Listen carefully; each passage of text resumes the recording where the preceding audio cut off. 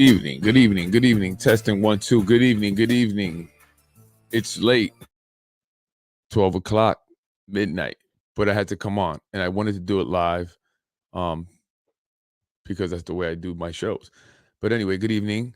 Welcome to Basement Politics, late edition. I just want to get on and talk about this evening's council meeting. It was quite eventful.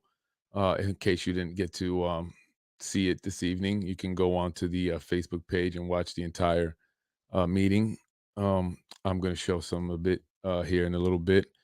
But I wanted to come on and just discuss it because it's very important. A lot of people were very passionate about it. A lot of people were very angry tonight. It didn't turn out the way people had hoped.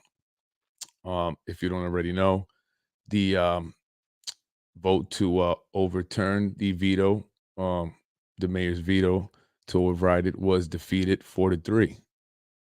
To many surprise, Councilwoman Tasha Diaz voted no. I spoke with Councilwoman Tasha Diaz a bit after the meeting, and she gave her reasons for for voting no. And her reasons were that the ordinance did nothing to address a large segment of the population here in Yonkers. Councilwoman Shanae Williams, who voted yes, disagreed and said that the ordinance, the affordable housing ordinance, was not for low income housing or those who were living in low income housing. I guess Councilwoman Tasha Diaz, she wants to see more people included in this ordinance. She believes that the affordable housing ordinance still limits a certain segment of the population from being able to afford the rents in these affordable housing, even though they are affordable housing, and rightly so. But I guess the argument was that that's two separate topics. I guess two separate things, right? You have low income and you have affordable housing. Two very separate, two different things. Affordable housing is for individuals who have an income but don't make enough to pay market rate rents. That income can be anywhere from $40,000 a year to $100,000 a year, and that's based off what's called Westchester AMI, average medium income, and they take the average income, and that's what they base it at. But it's all of Westchester, not just Yonkers. And the argument that some of the council members are saying is that why are we using a Westchester AMI if Yonkers is very much different than the majority of the cities or towns surrounding it, located in Westchester, such as Scarsdale, Tuckahoe, Bronxville, Hastings, Dobbs Ferry, Larchmont, Mamaroneck, White Plains. These more affluent areas, people who live in these communities earn well over $100,000 a year. The taxes in these towns are extremely high, so you have to be earning a high income to live there. And somehow Yonkers gets grouped in with the rest of Westchester, and it's not fair to the people of Yonkers. According to statistics in the Yonkers public schools, 80% of the students live at or below the poverty line.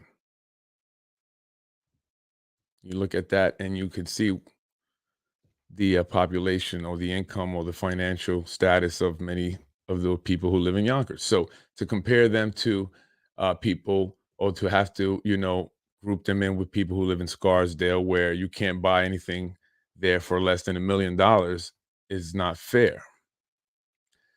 I've spoken to some elected officials, one particular legislator, Westchester County legislator, who explained to me that it was better to use the Westchester AMI because that number was derived by the federal government.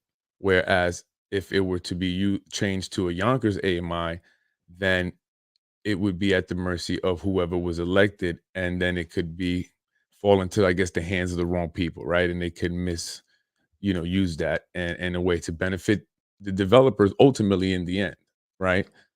I don't know. I'm not an elected official. I don't know all the details, but I do understand that something needs to be done, and you cannot compare Yonkers to the rest of Westchester. Westchester is one of the richest counties in the country, not the state of New York, in the country. Westchester County. All right. We live in one of the most expensive counties in the country, right up there with Orange County in California. I don't know if anyone watches The Housewives of Orange County. My wife does, so I know. But so to compare Yonkers to the rest of Westchester, it just does Yonkers an injustice, and we have the problem that we at now, right? So when they looking at this Westchester MI to determine what affordable housing rents are going to be, it causes that income level to be higher, right, than what people are truly making in Yonkers. So they can't afford to live in these affordable housing units, even though they're working, even though they're making, 40, $50,000 a year. They still can't get into the apartments. They still can't get into the waterfront apartments, right?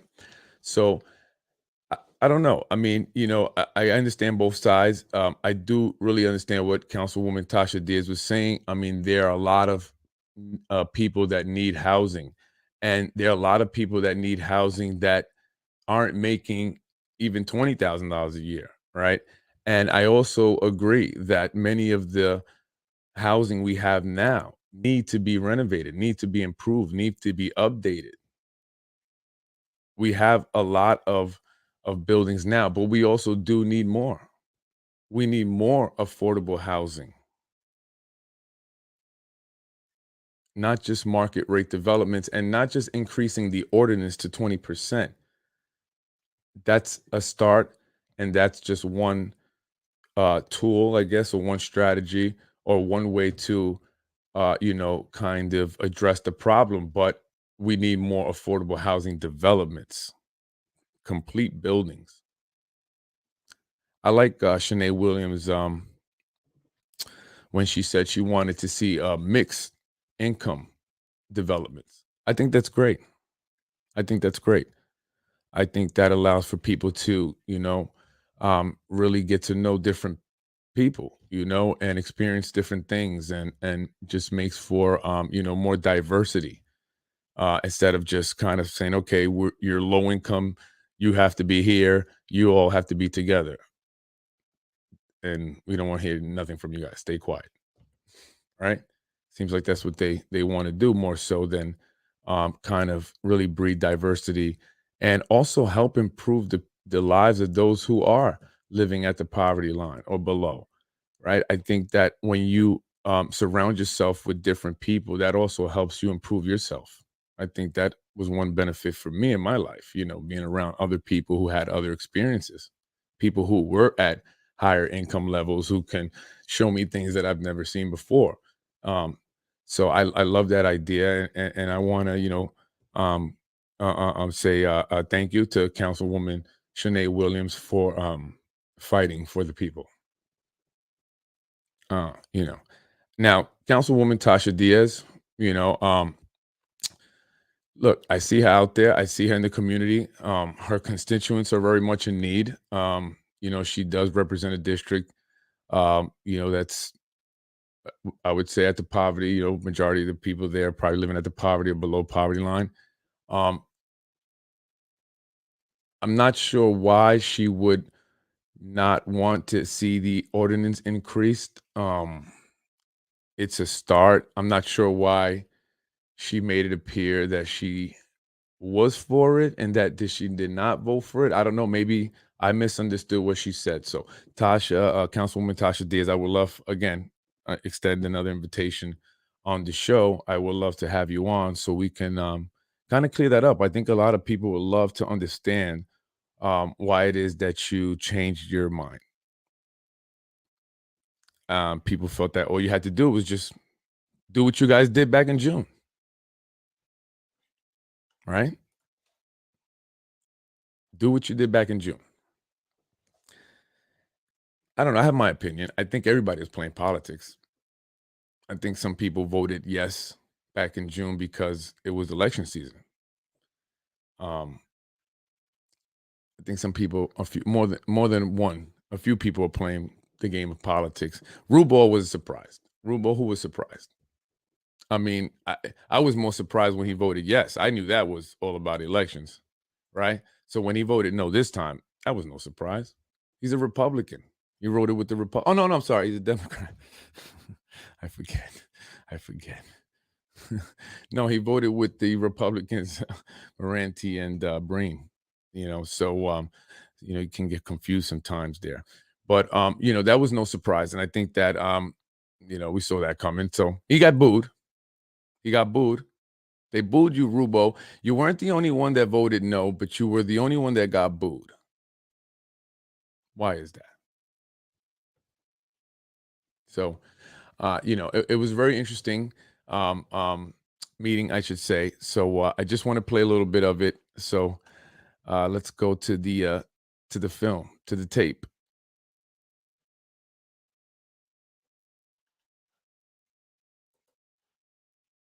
I think that it's important that we stand by our actions.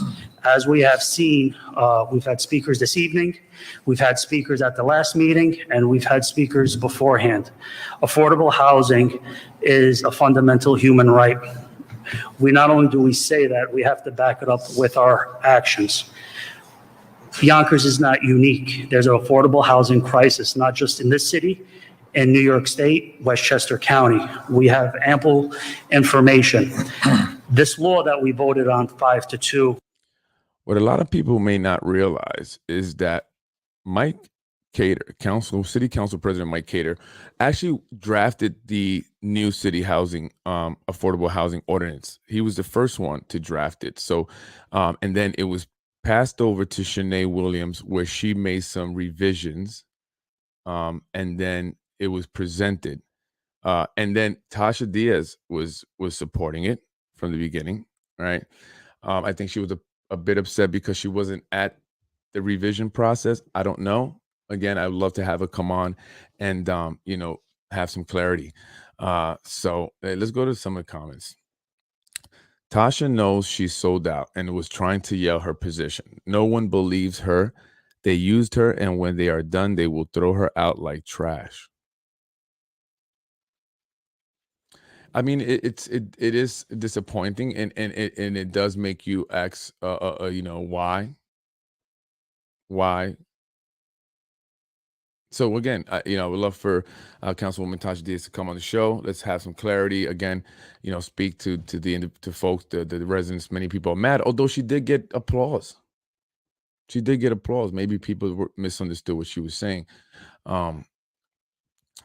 Again, Carolyn, thank you. Good evening. How does a city councilman that lives in affordable housing vote no to increase in affordable housing? Well, her argument was that she's not just she's fighting for her constituents.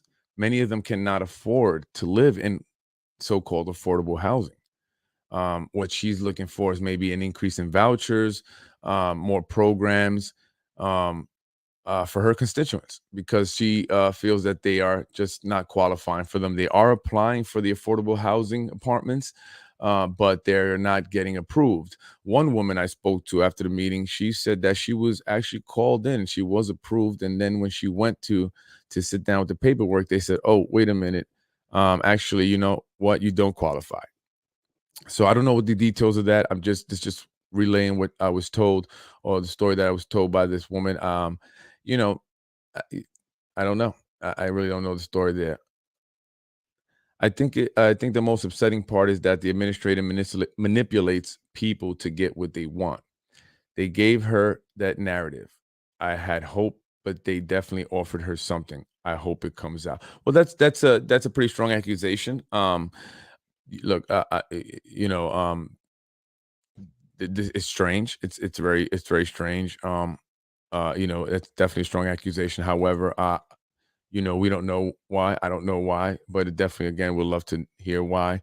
I think that people are upset, and I think that Councilwoman Tasha Diaz should speak to the people, should let the people know why because her vote did not just affect her district, right? Her vote affected people all across the city of Yonkers who are in need of affordable housing.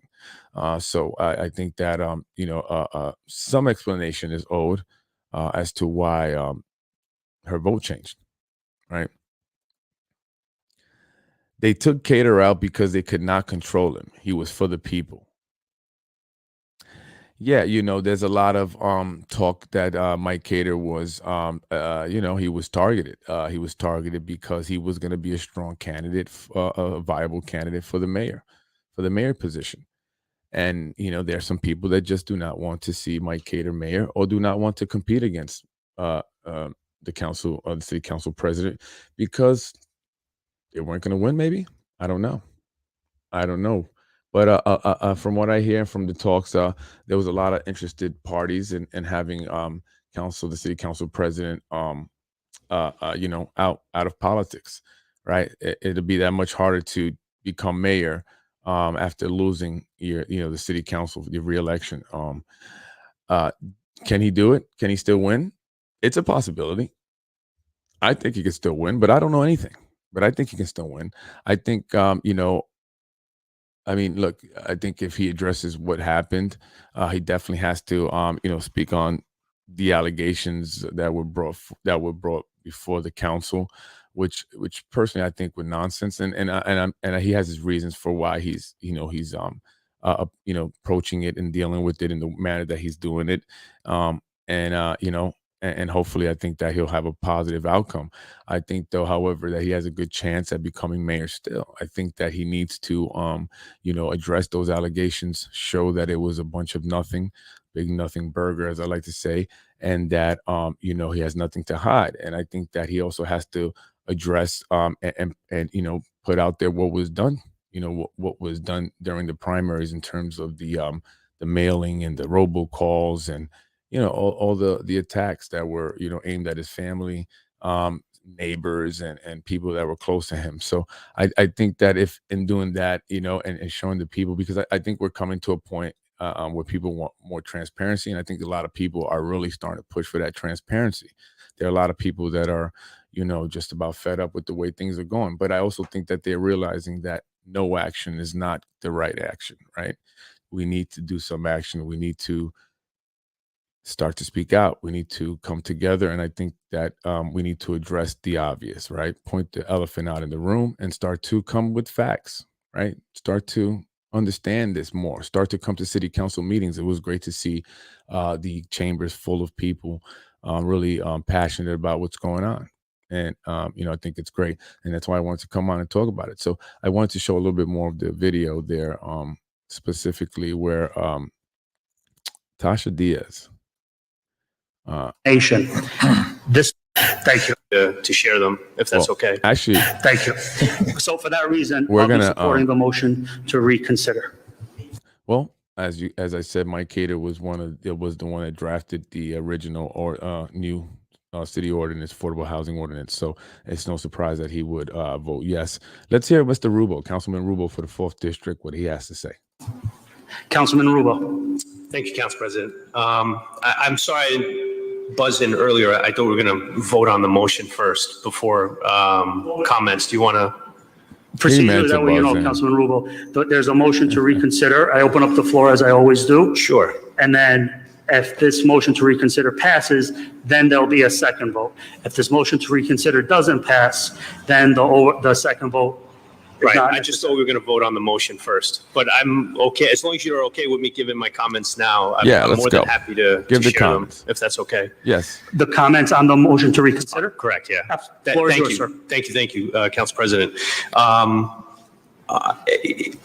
As I stated back in June, am looking to increase our current ordinance from 10%. And also, as I stated in June, I'm not completely comfortable with the ordinance as it was laid out. There were many items But you voted yes. that were ultimately excluded that I think could be memorialized in this ordinance. Items that take our existing housing stock, as we've heard tonight, take our existing housing stock and allow us to invest back into our community as it stands today, and not just look towards the market rate development. My yes vote for the ordinance was a yes vote to say we need more affordable housing in the city. There is a need, not only in this city, but across Westchester County. And so we're going to start here at home. But to pass an ordinance that is going to work as HR&A, a third-party consultant who has worked with countless cities across the country, including New Orleans and Detroit and many others, have outlined a very specific program that they think would work. They've also outlined where they think the gaps in our current ordinance as it's laid out exist. And where do those exist? By doing 20% and not having a commitment from the IDA to be able to increase the tax abatements for. Now, I wanted to stop it here because I want you to listen to this very carefully. Listen to this part and listen to what he says here. These market rate buildings is a recipe for failure. And that's where this fails. It fails because the mayor has vetoed the existing ordinance. The mayor is the chairman of the IDA. And if the IDA cannot commit to increasing the tax abatements, then this ordinance will fail. And instead of doubling the number of affordable units we're seeing in market rate buildings, we will create zero. And that is not my intention. I want to see us create hundreds, if not thousands, of new units over the next few years of affordable housing, and to increase and to improve our existing housing stock. So I'm not playing politics. I'm playing I'm playing ball here for the people of the city of Yonkers. I want to sit down with the administration and our partners in government here for the people of the city of Yonkers and come up with an ordinance that together 7 members of this city council can vote for and approve and have the mayor sign off on. And we can all stand together and say, look, we have not only the most aggressive affordable housing ordinance ever here in the city of Yonkers. Not only do we have the most aggressive affordable housing ordinance here in Westchester County, but we have the most aggressive affordable housing ordinance here in the state of New York and even across the country here in the United States. And so I'd be very proud to do that. I look forward to continuing to have great open dialogue with my colleagues and to vote on something that ultimately will work for the city of Yonkers. But I'm hoping that we can, that we do not vote to override this and we can continue on this great dialogue. Thank you. Really? Really? Let's first start out with what he said. He said, I voted yes initially back in June because I want to see affordable housing, more affordable housing here. So then why'd you vote no today?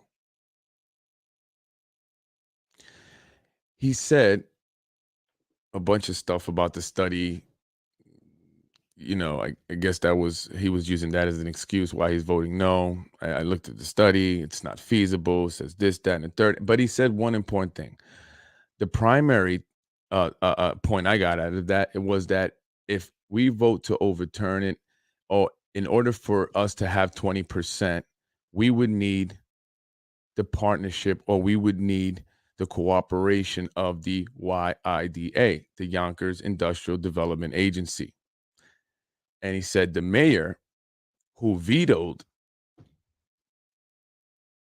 the new affordable housing ordinance is also the chairman of the YIDA. So if he vetoed the affordable housing ordinance, then he's not going to cooperate with us in order to make sure that it would work for the developers at 20%. So basically he's saying that we would need more money, more tax breaks, more benefits from the YIDA, and we're not going to get that because the mayor is in charge of that, and he already vetoed the new ordinance, right? The affordable housing ordinance. So that's a problem. I don't know. Maybe that's a problem. So I had a podcast last week on the YIDA, just so happens. And I made note of that the mayor was the chairman and his sister-in-law is the executive director. Now that's done so you can retain control because you cannot not be voted out, right? So you retain that power. Same reason why my wife and I, we have a nonprofit. She's the executive director and I'm the chairman. So no one can vote us out. That's mine. I started that. No one board member is going to come in here and vote me out or my wife. So that's basically what that's about. It's about control. So, I mean, and I don't know if a lot of people pick that up, but that's a very important point to be picked up. That's very important to pay attention. So we have to think about that. So anyway, it was no surprise. Mr. Rubo, Councilman Rubo, no surprise. We knew that he never wanted it. It was all just fluff for the elections. Anyone who thought different, I don't know why. So his true colors now are being shown. And I'm not really being hard on Rubo. It's not personal. Let me just say this. It's not personal with any single one of the elected officials, candidates, or whoever. It's not personal. I'm just saying what it is. Just saying what it is. Right? So it's not personal. So I'm not attacking him. I'm not going hard on any one specific elected official.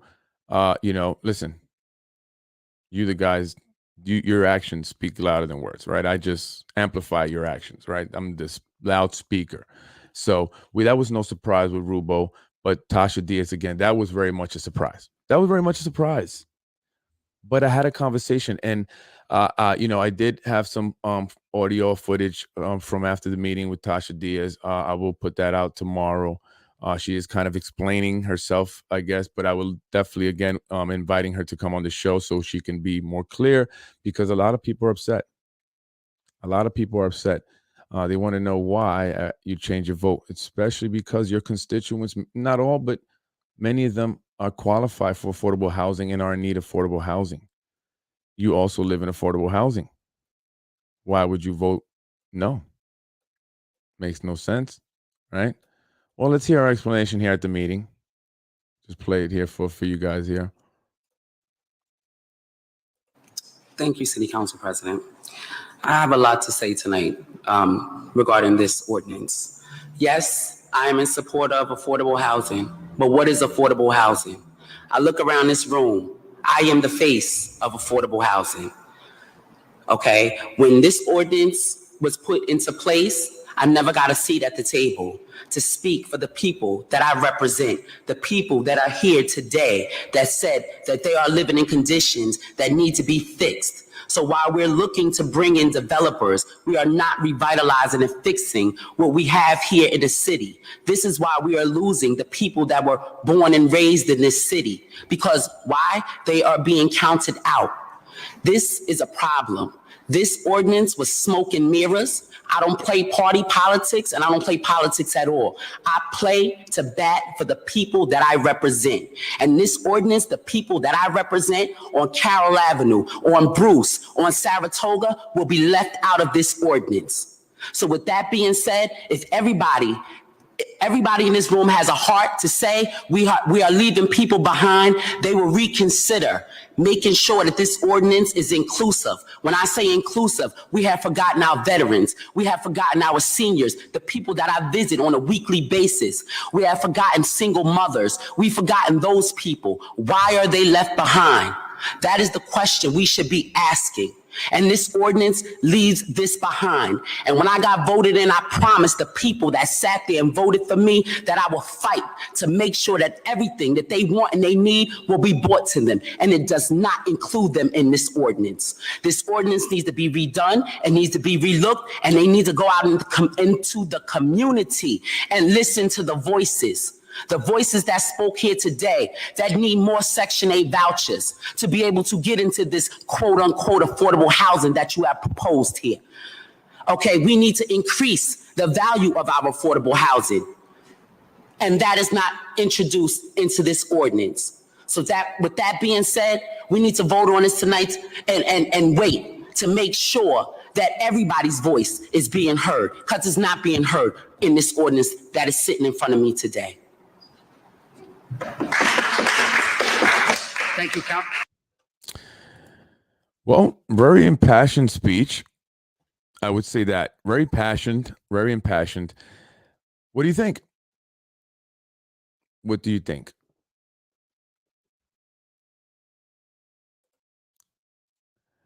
She has been in the seat for a very long time and nothing has changed. You know, what she's saying there is that everyone's not being included. Veterans, people who are on Section 8, people who are disabled, people who can't afford these affordable housing, and they're not being included in the ordinance. Now, I'm not sure if maybe Councilwoman Tasha Diaz understood what the meeting was about. But, and I'm not saying she didn't or did, I don't know, but from what I understand, the affordable housing ordinance is about affordable housing.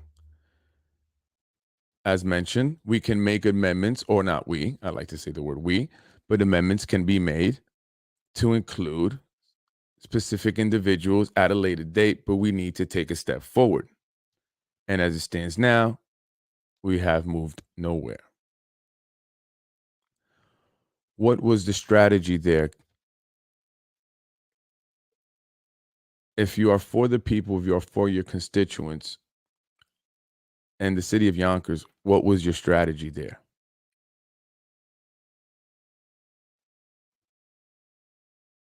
I mean, she did receive some applause. I'd heard some claps. I'm not sure, again, if the people who were there understood fully, or maybe they were not there for affordable housing. They were there for more higher Section 8 vouchers or other issues that concern them that are important, but not what tonight was about. So, I mean, again, I would love to talk to Councilwoman Tasha Diaz. Please come to me, come to my show. We've had good talks. Don't go anywhere else first. Come to me. I see those guys out there rushing and doing their shows. I got it. Flattery. I'm flattered. Imitation is the best form of flattery, right? Is that how they say it? Anyway, come to my show, please. I would love to speak with you. I keep it fair. I'm not biased. I'm not going to charge you. I don't charge. It's free. And let's talk. The people want to know, why did you change your vote? You killed it. You killed it. People upset. It was a step forward. I want to play Shanae Williams. Actually, not Shanae Williams. I'm sorry, Corazon Pineda. You know what? I'm going to give you some props, Corazon. Corazon. I'm going to give you some props. I love what you said. Very, very uniting. So I want to play her. Regardless of the outcome of today's motion, to make sure that we center ourselves and continue the conversation as to where do we go from here? Where do we go from 10% to getting to that number that we're all comfortable with? And that is my commitment to the city of Yonkers. Oh, sorry. Hold affordable and wait. Thank you, Sorry. Thank you, Councilwoman Diaz. Majority Leader Pineda Isaac. Thank you, Mr. Council President. I think it's important for us to, regardless of the outcome of today's motion, to make sure that we center ourselves and continue the conversation as to where do we go from here? Where do we go from 10% to getting to that number that we're all comfortable with? And that is my commitment to the city of Yonkers. That is my commitment to the people that we represent, to say that, you know, maybe in this moment, the council doesn't agree, but that we're going to get to a place where we're going to continue to fight for to include more affordable housing set aside in our ordinance, to make sure that we hold developers accountable to do more for the city that they want to develop yeah. in.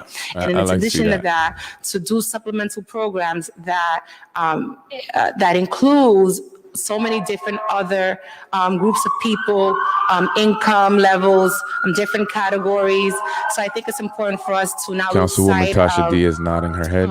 of the full picture, to know that, you know, we can pass an ordinance that that includes more units, that includes the set aside, but also do programs that help the people of Yonkers that might not fall within the ordinance.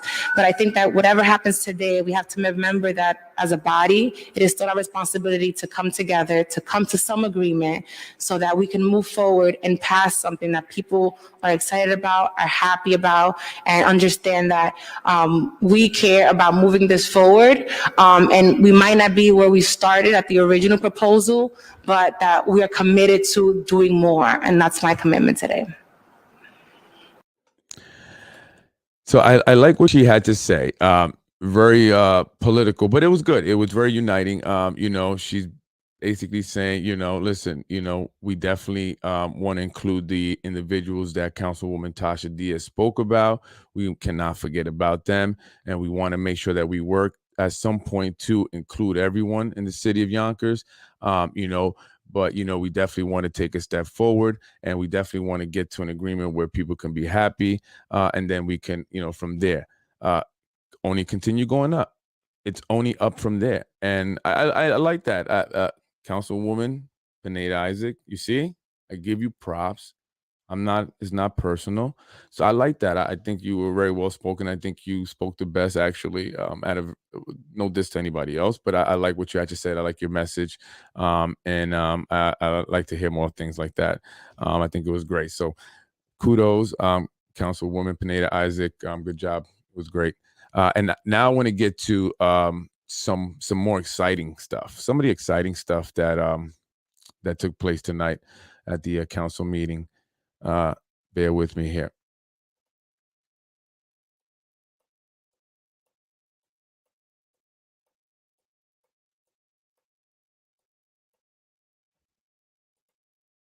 I'm urging all of you on the council to stand with me and to work with me to get this done so that we can give the people what they've been asking for years. At the end of the day, we're here to serve the people of Yonkers. My constituency might be different from Councilmember Rubo and Councilmember Moranti, but at the end of the day, we all care about the city of Yonkers, and we want to make sure that we're doing the best thing for our residents. And this, in my opinion, is a start. Thank you.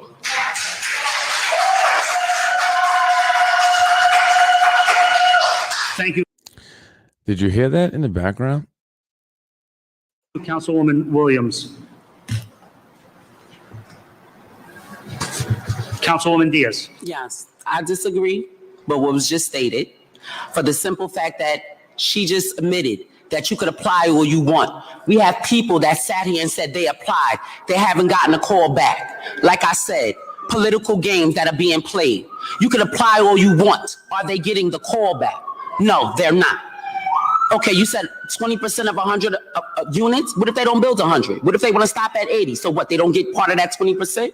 There's a lot of things that need to be retweaked and relooked into this ordinance. And as I stated, if you want to know the facts about Section 8 and HUD housing, yes, I do know it's two different things, but you can come to my office and I can school you about it after this, because I am the face of it. So it's nothing that you can sit here and tell me about Section 8, HUD, REAP programs, the LOVE program, anything. There's nothing that you can tell me that I don't already know. My landlord is 81 years old, and he taught me everything that I know when it comes to housing. I was raised in housing. I don't think you were. I went to Yonkers Public Schools. I don't think you did. We can go on all night with this, honey, but we're going to leave it where it is. Let's vote on this. Let's get it popping. Let's get it. Let's vote on this. Let's get it. Let's vote on it, because we could go back and forth. We could go back and forth on this issue, but you have to live it. If you can sit here and tell me you lived it, Don't talk it, because I lived you it. can't. I lived it. So I know. She know. Thank you. She know. She definitely know. Now that was very interesting. That was very, very, very interesting. And I thought it was going to get popping at one point. I think I saw Councilman Rubo, underneath the desk. Didn't get that, though. Didn't get that on film. Just kidding. But no, I thought it was going to get even more crazy. Very passionate. Not sure why she got that, emotional about it. Again, I love to talk to her on my show, and we can talk all about it. But as you can see there, I think, again, I'm not sure if Councilwoman Tasha Diaz, and I'm not against what she is saying. I'm actually for what she's saying. I agree with what she's saying. However, I also understand that it's two different things, and that meeting was for affordable housing. And what she was bringing up was for another day. Something that's important that also needs to be addressed, but for another day. And I think that I'm not sure if it was the confusion. She was confused. Maybe that's why she voted no, or there were other reasons why she voted no. I don't know. But again, I'll have to talk with her. I'd love to have her on the show. But that was the most exciting part of it. I mean, it was crazy. And I don't know. I don't know what to say about that. That was crazy. That was crazy. And yeah, that was crazy. I want to say a lot more. I'm just holding myself back. Really, I do. But no, as you can see, it was defeated 4-3. Tasha Diaz changed the vote. Rubo changed his vote. No surprise. The ones that have remained consistent, we got to give them credit. Councilman Breen, Councilman Moranti, you guys have been consistent with this. Got to give you credit for that. So anyway, on Saturday, I will be discussing part 2, or further discussing the Y IDA on part 2, Basement Politics Unfiltered, the Yonkers IDA. And it's important, again, because you have to, as Carolyn mentioned, connect the dots. You have the YDA, it was mentioned today. Did you pay attention? Did you hear what Council Rumo said? One of his reasons for not voting yes. Right? So I will be talking more about that. I'll be talking about specific projects. Also, if you didn't see my live earlier today, I was on Ravine and Point Street, where they were breaking ground for a new development going up. There were about 60 local union workers, Union 456. They were there protesting because the development going up, the developers are not using local labor. In fact, they're using a company that's based out of Rochester. Now, where they're going to get the workforce from, we don't know yet. That's yet to be decided. However, if it goes the way things have been going, it won't be from Yonkers or Westchester, possibly Rockland County, possibly. Is that local? No, it's not. If the Yonkers IDA gives any benefits to a developer, it must give benefits, give employment to those that live in the area that the IDA serves, which would be what? Yonkers IDA, right? So why are workforce coming from Rockland County or anywhere outside of Yonkers? We're going to find out more about that, because I will be speaking to some of the members of Union 456. I'm getting everybody on the show. We're going to talk. We're going to talk it out. So look forward to that. I look forward to that. So stay tuned. Check Basement Politics for that time and day. It should be coming real soon. Also Saturday, Saturday is part 2 of the YIDA podcast. And on Sunday, I will have Republican candidate James Nolan, Westchester County Legislator, District 15. He will be going up against Ruth Walters. Right. So we'll discuss some of that on Sunday. So stay tuned for that. It'll be 8 p.m. on Sunday. I'll try to start at 8. Hopefully there'll be no fireworks. Well, anyway, I hope you love this late night edition of Basement Politics. It's kind of like the real elections, had the 24 hours, CNN type of thing. Had to come on and let you guys know. It was very eventful, very important vote tonight. And I thought that people should know about it. I thought that I should also come back on. I was also a little bit mistaken of what I said earlier in regards to what Tasha Diaz had mentioned. So, I want to come on and kind of correct things and kind of get a little more clarity on it. But again, we can't get all the way clarity until Councilwoman Tasha Diaz joins me on Basement Politics. Again, folks, have a good evening because I have to get to work. I'm supposed to be there at 8. Don't know if I'm going to make it. Thank you for joining me. If you join me, if you're watching it tomorrow, hello, have a great day. Enjoy. Good night. I'm out of here. Freddie Vasquez, Basement Politics.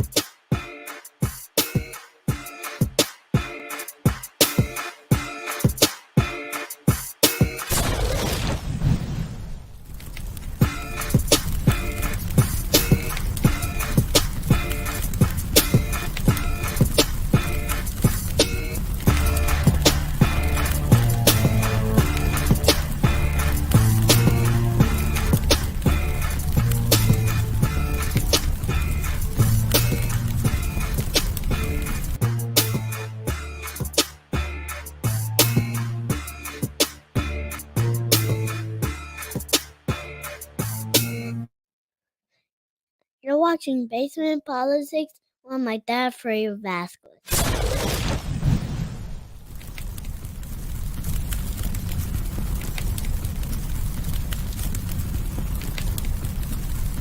You're watching Basement Politics with my dad, Freddie Vasquez.